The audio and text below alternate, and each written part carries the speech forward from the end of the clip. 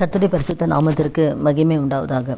இன்றைய வசனம் ஆதியாகமம் 21வது அதிகாரத்தில் 1வது வசனத்தில் கர்த்தர் தாம் உரைத்தபடியே சாராளுக்கு செய்துள்ளார். அப்போ ஆண்டவர் சாராளுடைய வாழ்க்கையில் என்ன சொன்னாரோ ஆண்டவர் அதை செய்து முடித்தார். பிள்ளையை தருவேன் ஆண்டு சொன்னார். அதே போல் கர்த்தர் அந்த குறித்த நேரத்தில் கர்த்தர் கொடுத்த அந்த வாக்கு தத்துவத்தை அவருடைய வாழ்க்கையில் நிறைவேற்றினார். கர்ப்பம் செத்து போன நிலையிலும் பிள்ளை பெற முடியாத சூழ்நிலை கூட ஆண்டவர் சொன்ன வாக்கை கர்த்தர் அவன் வாழ்க்கையில் நிறைவேற்றி முடிக்கிறார். அவள் வாழ்க்கையில் ஒரு சந்தோஷத்தை ஆண்டவர் கொடுக்குறார். அதே போல் இந்த வார்த்தை கேட்குற ஒவ்வொருத்தர் வாழ்க்கையிலையும் ஆண்டவர் உங்கள் வாழ்க்கையில் என்ன சொன்னாரோ, என்ன வாக்கு தத்துவத்தை கொடுத்தாரோ அந்த வாக்கு தத்துவத்தை கர்த்தர் நிறைவேற்றப் போகிறார். 1 ராஜாக்கள் 8:15 கூட தாவீதுக்கும் தம்முடைய வாக்கினால் சொன்னதை அவர் கரத்தினால் நிறைவேற்றுகிறார். அப்போ தாவீதுக்கும் என்னெல்லாம் கர்த்தர் சொன்னாரோ அந்த வாக்கை அவருடைய கரத்தினால் நிறைவேற்றி முடிக்கிறார்.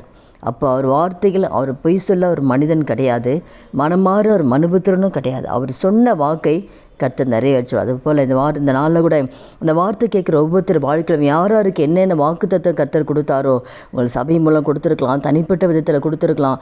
உங்களுக்கென்று கர்த்தர் கொடுத்த வாக்கு தத்தத்தை, வாயினால் சொன்ன வாக்கு தத்தத்தை ஆண்டவரோட கரத்தினால் கர்த்தர் நிறைவேற்ற போகிறார். நீங்கள் நினைக்கலாம், இத்தனை மாதம் ஆயிடுச்சே, இத்தனை வருஷம் ஆயிடுச்சே, என் வாழ்க்கையில் இன்னொரு வாக்குத்தத்தம் வரலேன்னு சொல்லி நீங்கள் எதிர்பார்த்து கொண்டிருக்கலாம், அங்கலாய்த்து கொண்டிருக்கலாம். ஆனால் தேவன் வாக்கு கொடுத்ததை அவர் வாக்கு மாற மாட்டார். அதை நிறைவேற்றி முடித்தது போல உங்கள் வாழ்க்கையில் தாவீது வாழ்க்கையில் முடித்தார், சாராள் வாழ்க்கையில் முடித்தார். சொன்ன அத்தனை பேரோட வாழ்க்கையில் அவர் சொன்னதை செய்து முடித்தார். உங்கள் வாழ்க்கையில் சொன்ன காரியத்தை தேவன் செய்து முடிப்பார். பிள்ளைகளை குறித்து சொல்லியிருக்கலாம், அவருடைய எதிர்காலத்தை குறித்து சொல்லியிருக்கலாம். அப்போ உங்கள் குடும்பத்தை குறித்து சொன்ன அத்தனை வாக்கு தத்தத்தையும் இனி வருகிற நாட்களில் அவருடைய கரத்தினால் நிறைவேற்ற போகிறார். சோர்ந்து போகாதீங்க. தாமதமானாலும் நிச்சயமாக கர்த்தர் அற்புதத்தை செய்ய போகிறார். வாக்கு கொடுத்துருக்கனால நிச்சயமாக சீக்கிரத்தில் அந்த வாக்கை தேவன் நிறைவேற்றுவார். வாழ்க்கையில் பிள்ளைகளை குறித்த காரியங்களாக இருக்கலாம், திருமண காரியங்களாக இருக்கலாம், பிள்ளை செல்வத்துக்காக இருக்கலாம், ஆசீர்வாதத்துக்குரிய காரியமாக இருக்கலாம், என்னென்ன ஊழியத்துக்குரிய காரியங்களாக இருக்கலாம். என்ன வாக்குத்தத்தம் தேவன் கொடுத்தாரோ அந்த வாக்குத்தத்தம் உங்கள் வாழ்க்கையில் நிறைவேறப் போகிறது. நம்ப முடியாத காரியத்தை உங்கள் வாழ்க்கையில் செய்ய போகிறார். அதிசயமான காரியத்தை உங்கள் வாழ்க்கையில் தேவன் செய்து முடிக்கப் போகிறார். அதனால் சோர்ந்து போகாதீங்க. கர்த்தர் உங்கள் கூட தான் இருக்கார், உங்களை நேசிக்கிறாரு. செபிக்கலாமா?